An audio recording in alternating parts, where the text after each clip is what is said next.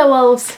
So, let's cut to the chase. Sharon Carter, aka Agent 13, deserved better. I am fully aware that Sharon will be an important character in the up and coming Falcon and the Winter Soldier Disney Plus show, and I am really happy about that. I'm excited she's getting a chance to show herself off. But that does not change the fact that in previous Marvel installments she was underused, just there for no reason, and wasn't even treated like a character most of the time. So, if you couldn't tell, today's video is all about Sharon Carter and how she deserved better in her previous installments in the Marvel Cinematic Universe, and the mistreatment of her character. Sharon Carter is a prominent badass character in Marvel Comics, the grandniece of Peggy Carter who forged her own path in the world of S.H.I.E.L.D., proving herself to the higher-ups and her colleagues, and showing the world that she's not just a grandniece of one of the S.H.I.E.L.D. founders, but an individual who is just as badass as her great aunt. She also happens to be one of Captain America's love interests. I say one of his love interests because with comic continuity, characters have different one true loves in different runs. But for the most part, Sharon is Steve's one true love. Sharon is a master at multiple fighting styles, an excellent markswoman and an all-round boss-ass bitch, whose character was treated like crap in her live-action adaptation. Now, I'm the first to admit, I was not always the biggest fan of Sharon Carter. I preferred Peggy and Cap to Sharon and Cap. My knowledge of Sharon was admittedly limited, but then I started to read more comics with Agent 13 in them. She wasn't just this love interest to Steve, she was this character that could kill you while also doing her nails.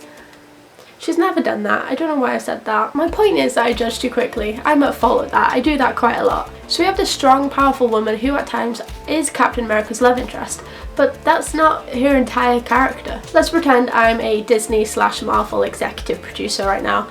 I wish. If I was, Black Widow would have been made years ago. Anyway, I'm the executive. I present to you Sharon Carter, a well-established comic book character with a close history to Steve Rogers. Questions? I have glasses on because it's meant to like tell I'm a different person if you didn't get that. Also, these glasses look really stupid on me, so just don't judge too harshly please, thank you. Yeah, will she be a main female character? Supporting character. Love interest for Captain America to prove that he's moved on and adapted to modern society, when in reality he's just counting down the days until a time machine is built so he can go back to the 1940s and be with his one true love. Her great aunt, Peggy Carter. Bingo. That's how I imagined it happened. Obviously I wasn't there, but I believe it was quite close to that. Now, do not get me wrong, the scenes we got with Sharon were amazing. Especially the fight scene between Nat, Bucky and Sharon. It showed us just a little taste of what she's capable of. But the romance between the iconic couple is lacking. I'm not saying that because I think Peggy is his one true love and he should be with Peggy and all that crap. I don't think that anymore. I used to. And then I realised that Endgame, the ending to it was a pile of crap. The captain part, everything else was amazing. He had moved on. Peggy had moved on. She had had kids and a husband. I understand it's in a different reality now, but it just blows my mind that he would be so selfish to go back and cock-block this guy, steal his kids and be like, yeah, it's mine now. By the way, I'm made out of your great niece. Beware for when she's born.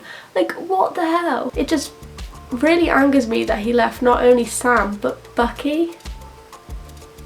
We have just spent multiple movies focusing on how much Bucky means to him. The romance is lacking because there's no build-up between the pair. I understand that it's meant to be a couple of years between certain Marvel movies, but they don't even mention that they may have met up and had coffee or gone out. Even that would have made me a bit happier to think, oh, between these movies they've stayed in contact, they've built up a relationship a bit.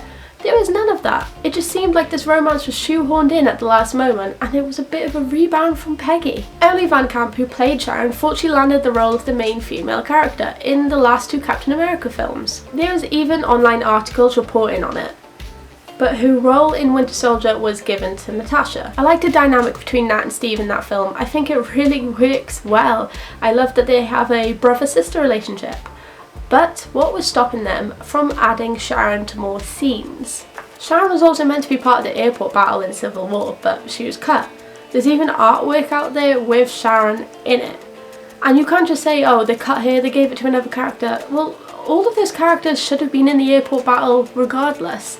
They kind of given her Natasha storyline, because Natasha would have been there regardless. Same for Wanda or any other character that would have been there.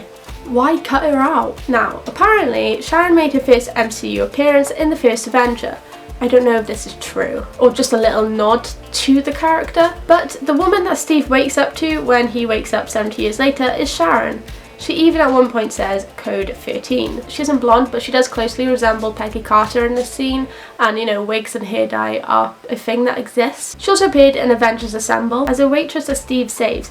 Again, no idea if this is actually meant to be Sharon. I got this information about the different Sharons from a Tumblr user, so I will link that down below if you can go check it out yourself. Planting the seed for Sharon's early on as Captain America the First Avenger makes sense, and it would have worked if you kept the actor consistent. If it was the same actor from the first Avenger to Avengers, that would be brilliant, even if she was undercover. I doubt Steve would remember her from the first Avenger, but the audience would. Could you imagine the theories online? That must be Sharon Carter, she said code 13. It would have gone mad. More publicity for your film, more people wanted to know Sharon Carter and know if that's her and see her character progress and be built up for the MCU. Her being the first person he sees when he wakes up also makes sense, because if she's Peggy's great niece, she will have some resemblance to Peggy, putting Steve at ease when he wakes up. I don't know what to tell you guys, Sharon is so underused. The whole shipping war is stupid. I ship couples. Sometimes a couple doesn't work out. I get annoyed and I wallow in self-pity for a couple of days, but then I forget about it. I don't get actors involved in it unless it's...